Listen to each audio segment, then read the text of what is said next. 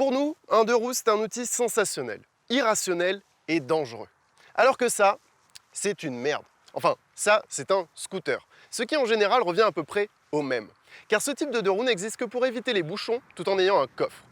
Il fait un gros doigt d'honneur à notre belle passion. Nous allons tout de même tenter de comprendre pourquoi des gens sont prêts à échanger de l'argent contre ça.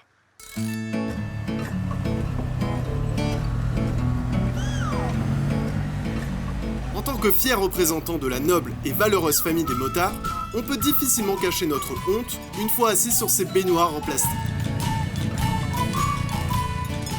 Nous allons malgré tout tenter de prendre du plaisir au guidon de l'autoproclamé meilleur de tous les scooters, le T-Max. Ces 10 dernières années, il s'en est vendu plus que n'importe quelle autre moto. Reste à savoir pourquoi. Des qualités dynamiques dignes d'une moto.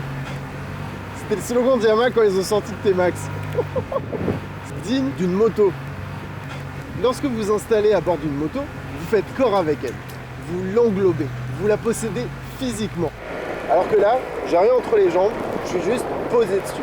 C'est un peu comme être assis sur un bidet. Comment vous voulez parler de qualité dynamique assis sur un bidet?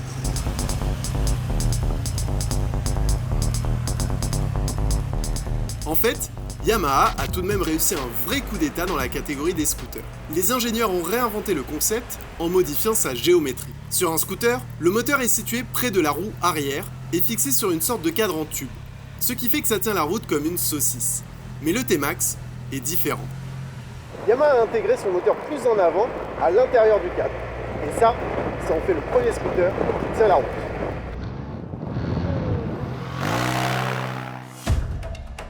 Et pour s'en rendre compte, nous allons mettre le T-Max dans un environnement très dangereux pour un scooter. Des virages. Le premier T-Max était déjà révolutionnaire à l'époque. Mais depuis 2008, le cadre en acier a été remplacé par une coque en aluminium, bien plus légère et rigide. Ce qui fait qu'on peut enfin prendre des virages rapides sans se faire peur. Il est presque efficace et marrant à conduire en virage. Vous remarquerez que j'ai dit à conduire, pas à piloter. Ça reste un scooter, on se calme. Et en plus, avec le centre de gravité bas et des roues d'un diamètre inférieur à celle d'une moto, il est super maniable. Et ça, c'est la clé de son succès. Depuis sa sortie en 2001, il s'en est vendu plus de 233 000 exemplaires dans le monde, dont 60 000 en France. Étant donné que chaque T-Max est revendu en moyenne 3 fois au cours de son existence, ça fait 700 000 acheteurs au total. Ce qui nous fait dire qu'il y a un paquet de monde qui ne semble pas savoir quoi faire de son argent. Oui, parce que dans le monde réel, quand vous dépensez environ 11 000 € dans une moto, vous avez accès à 100 chevaux. Dans le cas du T-Max, 11 499 € vous donne accès à seulement 43 chevaux. Si on se réfère seulement au rapport prix-puissance, on constate que 700 000 personnes se sont faites arnaquer. Ce qui fait de ça la plus grande arnaque de l'histoire. L'excuse des victimes de cette escroquerie est la suivante. Grâce à sa transmission automatique, le T-Max est censé accélérer plus rapidement qu'une moto dotée d'une boîte de vitesse manuelle. Comme j'en ai vraiment marre de cette légende urbaine, j'ai récupéré une vieille Honda CB500 d'une valeur avoisinant les 1500 €. Un truc de débutant, pas du tout conçu pour la vitesse. Enfin, je crois que ça se voit un petit peu. La moto la plus basique qui existe, avec seulement 50 petits chevaux. Et je vais vous prouver que ça accélère plus fort qu'un T-Max. Bon, le problème, c'est qu'aucun de mes chers collègues n'a souhaité m'accompagner sur cette séquence, étant donné qu'il fallait monter sur un scooter.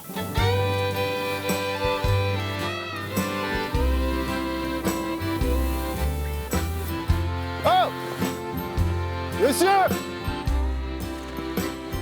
Oh! Monsieur!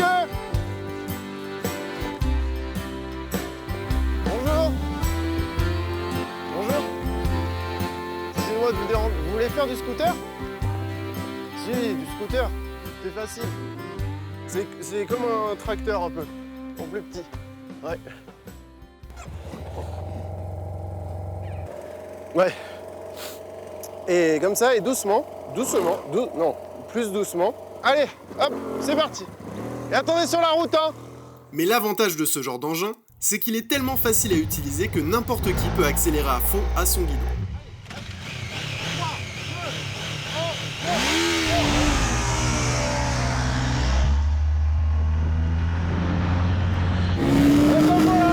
Et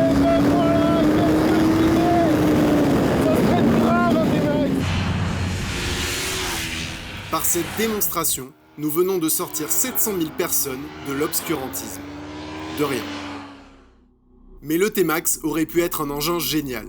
Pour ça, ses concepteurs auraient dû le doter d'une partie cycle sportive pour qu'il soit vraiment rapide en virage. Ils auraient aussi pu l'équiper d'un turbo qui permet de développer une puissance colossale à partir de tout petits moteurs.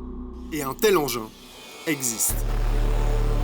Il est plus grand, plus large, plus puissant et plus rapide qu'un T-Max. Il est le Terminator des scooters.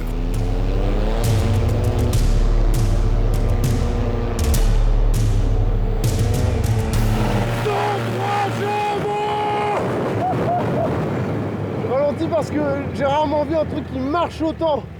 Le 400 mètres départ arrêté en 10 secondes. Je me demande comment je tiens sur la selle.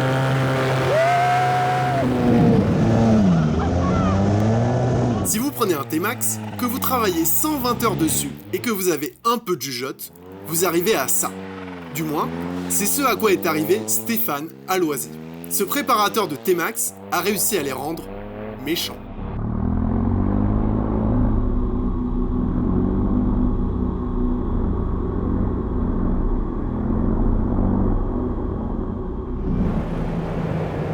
J'ai peur.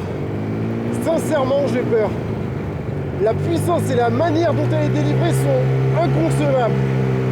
J'ai l'impression d'être assis sur une baignoire, propulsé par un moteur de Formule 1 et devoir tant bien que mal tenir sur la route. Mais ce T-Max Turbo peut tenir sur la route.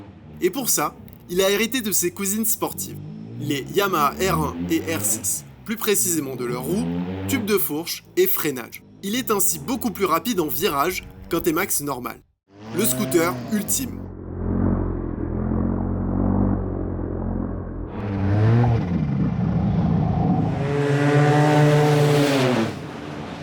Malheureusement, cette machine n'est pas accessible au commun des mortels. Elle coûte 26 000 € et ne peut être utilisée que sur circuit ou sur route fermée. Attendez, je crois qu'on a un problème. Est-ce qu'on peut revoir ce qui vient de se passer? C'est bien ce que je craignais, ceci est un rictus. J'ai donc pris du plaisir sur un bidet.